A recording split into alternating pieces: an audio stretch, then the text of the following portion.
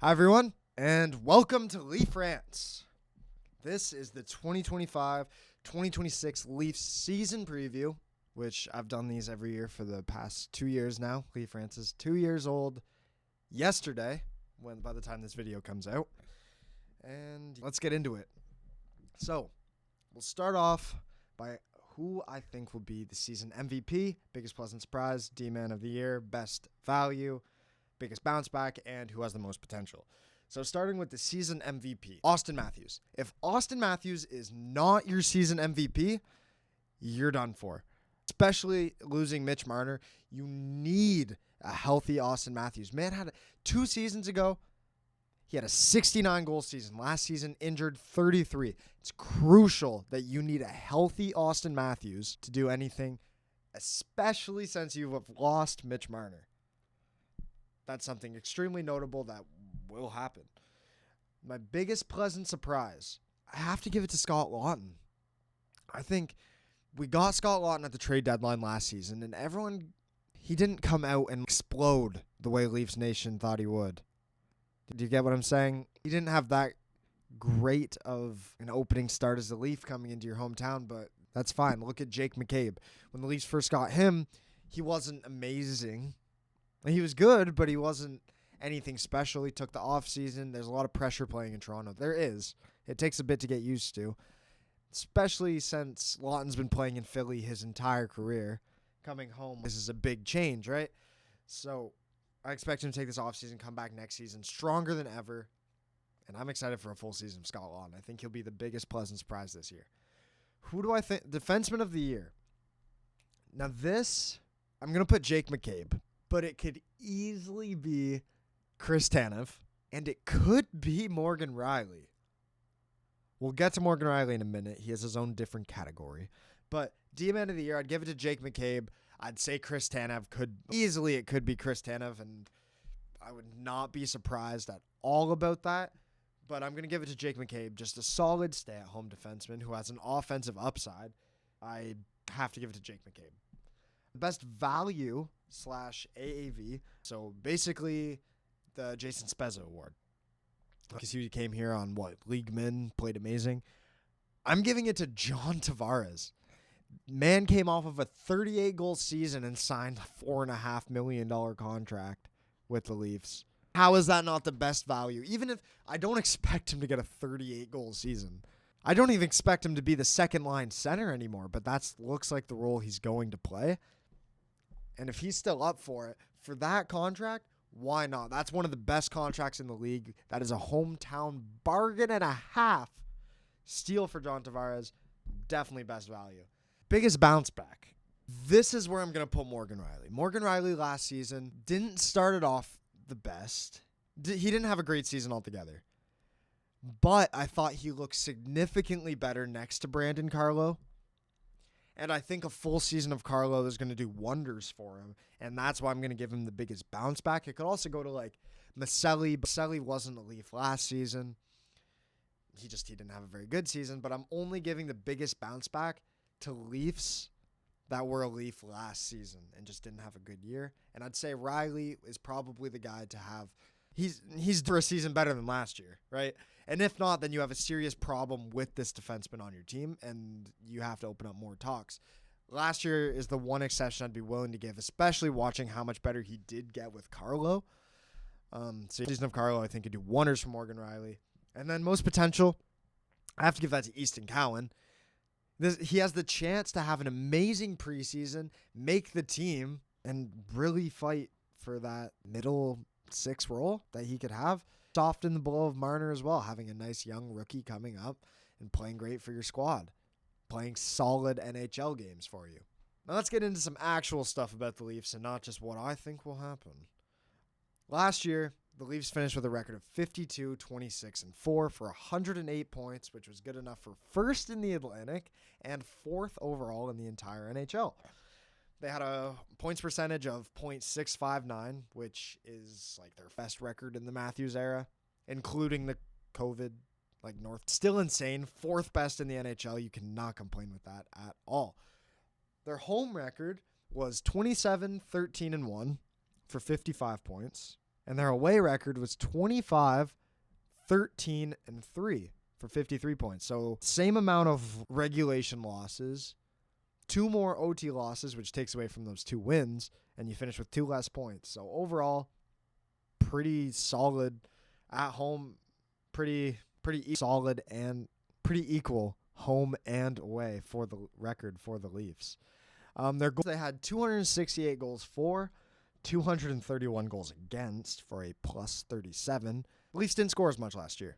And when Austin Matthews is getting less than half the goals he had the season before, that's probably why, because where were those goals coming from?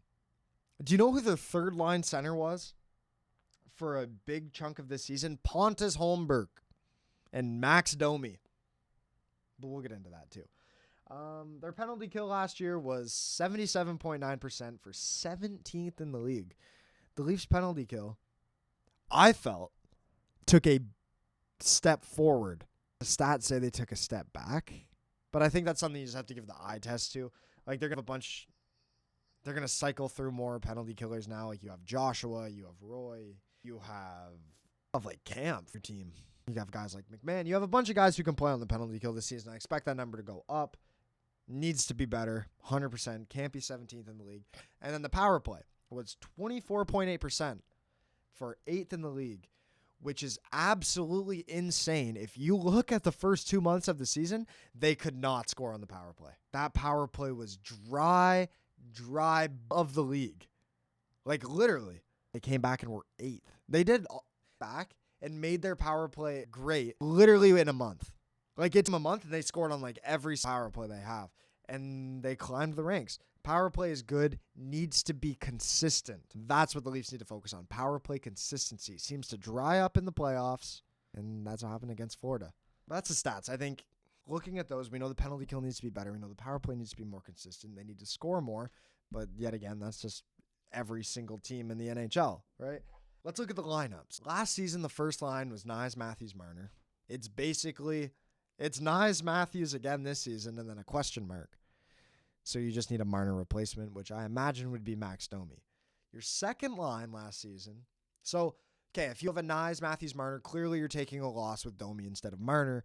But also, Austin Matthews can run his own line, and Matthew Knies is only going to get better. So I couldn't say that's an even because Mitch Marner is an ungodly player. But I can take that loss. Like, I can stomach that loss, right? Your second line of Domi, Tavares, Nylander is now looking like it's going to be Maselli, Tavares, Nylander. So, yeah, Tavares is a year older. Maselli is younger than Domi, coming off of a bad season. I don't know. I'd give that line an even, 100%.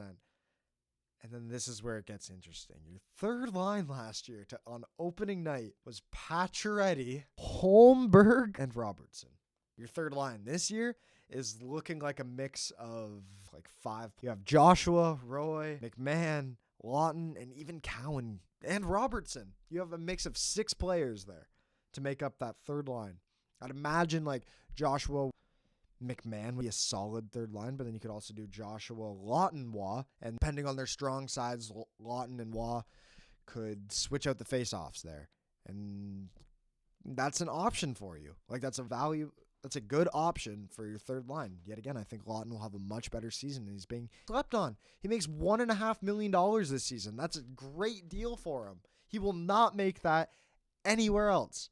At any in his career from now on, I can guarantee it. And then your line last year was Lorentz, Kampf, and then Reeves, which I'm pretty sure Yarncroke came in after that and then got injured. But I can't remember if Yarncroke started the season on LTIR or not. So I'm just not too sure about that. But your fourth line now is like Lorentz and then Lawton, Robertson is what I have. And a third line of Joshua, Waugh. Then your decor stays basically... Oh, never mind. I forgot, actually. It stays the same after the trade deadline, but not start of the season. Riley Tanev was your first pairing last season to open it up. And everyone thought that was going to be good. Just didn't work out that way. Your first pairing this season, McCabe Tanev. That's your first pairing. Your second pairing last season to start it was Ekman Larson McCabe. And yeah, that's not it now. It's Riley Carlo. That already is a huge upgrade. McCabe on his strong side, playing beside Tanev in a shutdown pair, having Morgan Riley beside a shutdown defenseman, which Could have been Tanev. Tanev just happened to play amazing with McCabe. Let's Morgan Rielly be a more offensive guy, having to worry about that defensive pressure, having to get back, making a bad pinch, anything like that. And then your third pairing last year was Benoit and Timmins. Important to note that Timmins had an amazing preseason, like he always seems to. And now it's Benoit, Ekman, Larson. You can throw Thrun. You can throw Myers in there. Myers was your scratch last year too, but you can throw any of those guys in there. And then your goalies stay the same in Wall and Stolarz, except you do not have a backup this season. So a couple things for the Leafs is they're over the roster limit. That's a 24-man roster. One of Kampf, Yarncroke, or Robertson, I imagine, will be traded. But right now, like, they're healthy scratches. Pezzetta, Kampf, and Yarncroke I have, unless Yarncroke makes the lineup over Robertson. Anyway, like, literally, this lineup goes so many different ways. So I'm having a hard time putting down a solid, this is what I think it'll look like, because there's actually just so much competition in this bottom six for the Leafs. And you love to see that. Last year we had talking about how, this team is a lot better. They got better defensively. I just compared both lineups. Defensively, this team is so much better. And they have bottom six competition that isn't Reeves versus Yarncroke. They have two guys who can play that third line center role, three guys who can play that fourth line center role, and a bunch of guys who can fill in around them. This is a great year to be a Leafs fan. And I know I say that every single year, but it really is. So one Yarncroke or Robertson need to be moved. Maybe just move Pezzetta down to the minors. Something like that. You have like $1 million in cap space as of right now, and that's with Kampf, Yarncroke, Robertson, Pezzetta, like all those guys in the lineup. Kampf makes 2.5. Yarncroke makes 2.1. Robertson makes 1.8 now. Robertson it's a love-hate relationship with him. Sometimes he'll show you why you want him and why it's to let him go. And then other times you're like, yeah, this is why. He does nothing and the lineup gets stale. And then you take him out and you put him in and he's on fire. And then he starts to simmer. And I don't know what it is with him. And then, yet again, Cowan. Easton Cowan is going to be a big conversation for this preseason because he's not going back to the minors or to London, at least. He's not going to play for the Knights. So you could let him play this season out with the Marlies, but really what it comes down to is this preseason. Cowan could steal a roster spot by having an amazing preseason, or he could fumble away his chances with that roster spot with a bad preseason. It all comes down to him, and I'm excited to see what he can do. So the Leafs still have a bunch of picks. There's definitely a lot of trades that will be coming up because they have to do something. Not because they want to, which I imagine they do, but because they quite literally have to. So I'm excited to see what the Leafs will do. Do you think this lineup is good enough to make it? Right now, I'd say this is one of the strongest lineups to open the season, like out of any in the league right now. This is a strong, strong lineup. The thing you really have to worry about is chemistry. And like you took a couple gambles with Maselli, Joshua. You have to hope those hit. So we'll see what will happen. Preseason starts in less than a month. I think it's September 21st, and today's the 27th when this will be posted. So preseason's coming up, and I can't wait. So this is what I think the Leafs will do. Let me know. What do you think of this lineup? What do you think of this team in general? Do you think it's good enough to win the cup? Because let's be honest, those are our expectations in Toronto. It's not to make the playoffs. This team should make the playoffs, man. You have Austin Matthews and William Nylander. Of course. Come on. Thank you very much for watching. Please click like if you like this video. And yeah, clicking subscribe makes me feel pretty good. Yeah, thank you. 2 Leaf rants. You genuinely have no idea how much this means to me. Thank you to everyone for watching, liking, subscribing. Literally, whatever you do with these videos, just thank you. The support means everything to me. I love Leaf rants. I love getting my rants out here. I love this team. I really do. So thank you. It means the world to me.